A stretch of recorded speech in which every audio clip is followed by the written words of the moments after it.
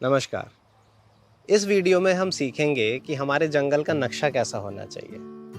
जंगल बनाने से पहले हमसे काफ़ी लोग पूछते हैं कि जंगल और बिल्डिंग के बीच में, उनके घर के बीच में कितना फासला होना चाहिए। तो सच्ची बात तो यह है कि अगर आपकी मिट्टी बहुत मुलायम है, अच्छे से तैयार की गई है, तो पेड़ों की जड़ें सीधे नीचे की तरफ बढ़ती हैं। आपको घबराने की कोई ज़रूरत नहीं है कि ये पेड़ की जड़ मेरे घर की नींव में तो नहीं घुस जाएगी। हालांकि फिर भी हमको अपने जंगल और किसी भी बिल्डिंग के बीच में, चाहे वो घर हो, ऑफिस हो, कम से कम 2 मीटर का फासला रखना चाहिए। इस 2 मीटर के फासले से सूर्य की रोशनी आपकी बिल्डिंग को भी लगेगी और जंगल को भी लगेगी और हवा का आवागमन बहुत आसानी से होता रहेगा। हमारा जंगल कितना चौड़ा होना चाहिए?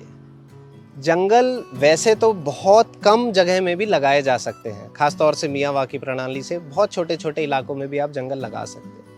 हमने खुद देखा है कि लोगों ने 1 मीटर चौड़ी पट्टी जंगल की लगा रखी है। मैंने खुद 2.5 से 3 मीटर चौड़ी पट्टियां लगाई हैं।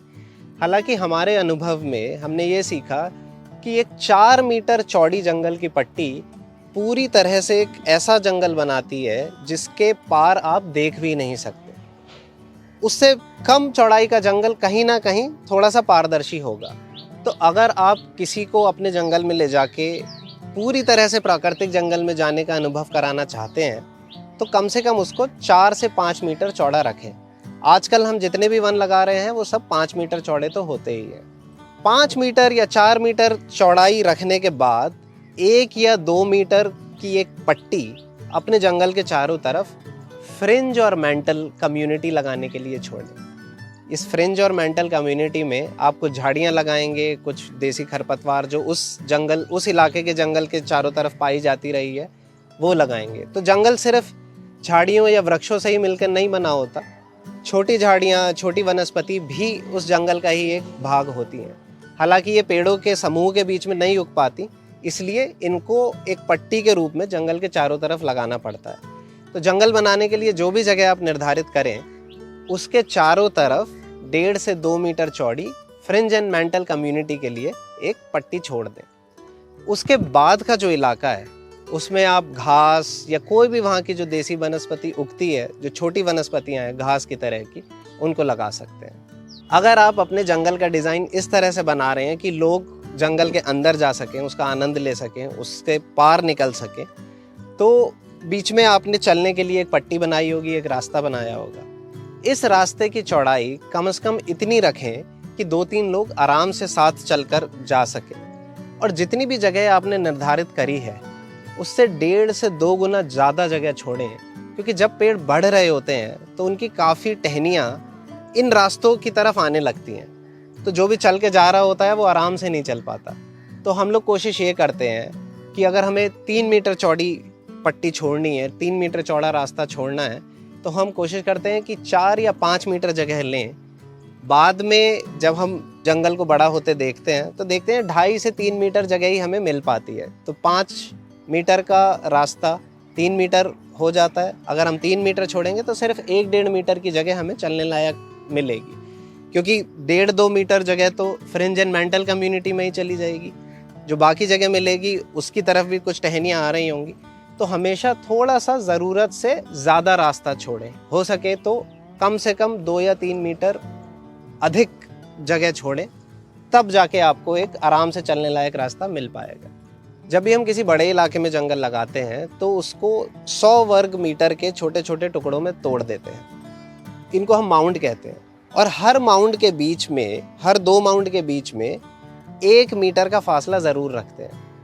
किसी बड़े इलाके में अगर आप इस 1 मीटर के फासले को देखें तो आपको बहुत सारी लकीरें नज़र आएंगी। ये 1 मीटर चौड़ी पट्टियाँ नाली का भी काम करती हैं। जब भी हमारे किसी माउंट पर पानी अधिक मात्रा में गिरता है तो जितना भी अधिक पानी होता है वो इन नालियों में आके टिक जाता है या आराम से निकल जाता है। और इन 1 मीटर चौड़ी पट्टियों को हम एक पगडंडी की तरह भी इस्तेमाल करते हैं। जो लोग जंगल का रखरखाव करते हैं वो इन्हीं पगडंडियों पे चलकर जंगल के किसी भी इलाके तक पहुंचते हैं। हम चाहते नहीं हैं कि जहाँ पर हमने पेड़ पौधे लगा रखे हैं वहाँ पे लोगों का आवागमन हो।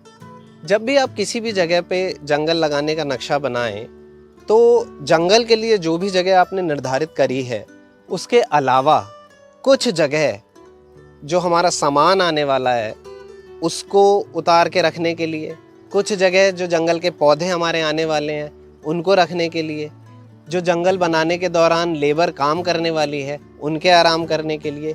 इस तरह की 2-3 जगहें ज़रूर अपने नक्शे में बना के रखें। इससे फ़ायदा ये होगा कि जब आप काम कर रहे होगे तो आपको किसी भी जगह को खाली नहीं करना पड़ेगा।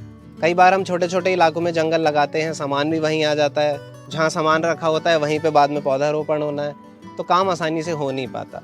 तो ज़रूरी है कि आप सामान रखने के लिए, पौधे रखने के लिए, लेबर के लिए, और अगर आप साइट पर कोई छोटा सा ऑफिस बना रहे हैं उसके लिए, कुछ रेस्ट करने की जगह बना रहे हैं या बाथरूम बना रहे हैं उसके लिए, कुछ जगह हमेशा छोड़ के रखें। हमेशा ध्यान रखें कि जहाँ पर भी आप जंगल बना रहे हैं वहाँ तक गाड़ी बड़े आराम से आ सके, क्योंकि जंगल बनाने के दौरान हम अर्थ मूवर का, जेसीबी का इस्तेमाल करते हैं, तो जेसीबी आराम से जंगल बनाने की जगह तक पहुँच सके। जितना भी सामान हमें अनलोड करना है वो किसी ट्रक में आएगा, किसी गाड़ी में आएगा, तो जहाँ पर भी ये सामान रखने की जगह आप बना रहे हैं सुनिश्चित कर लें कि वहाँ तक गाड़ी आराम से पहुँच सकती है। तो इस वीडियो में हमने सीखा कि जंगल का डिज़ाइन कैसे किया जाता है। हम लोग चाहते हैं कि लोग इन जंगलों को अनुभव करें। जैसा कि आप देखते हैं कि ये जंगल इतने घने होते हैं, इनमें कोई चलकर जा भी नहीं सकता। तो जब भी हम अपने जंगल का डिज़ाइन बनाएं, यह सोच दिमाग में ज़रूर रखें कि लोग इस जंगल का आनंद उठा सकें। आमतौर पे हम देखते हैं कि लोग पार्कों में जाते हैं, गार्डन्स में जाते हैं, वहाँ पे शायद उन्हें जंगल में जाने जैसा अनुभव कभी ना मिल सके। तो हमें कोशिश ये करनी चाहिए कि अपने जंगलों को इतनी अच्छे से डिज़ाइन करें कि लोग उसमें आ सकें, उनके बीच से चलकर जा सकें, उसमें बेंचेस हों, उसका आनंद ले सकें। हम लोग कोशिश ये करते हैं कि शहरों में हम लैंडस्केपिंग ना करें, फॉरेस्टकेपिंग करें। फॉरेस्टकेपिंग के माध्यम से हम इस तरीके के जंगल लगा रहे हैं जहाँ पर लोग बिना शहर से बाहर जाए प्रकृति का अनुभव कर सकें। हमारे साथ इस वीडियो में जुड़ने के लिए बहुत बहुत धन्यवाद।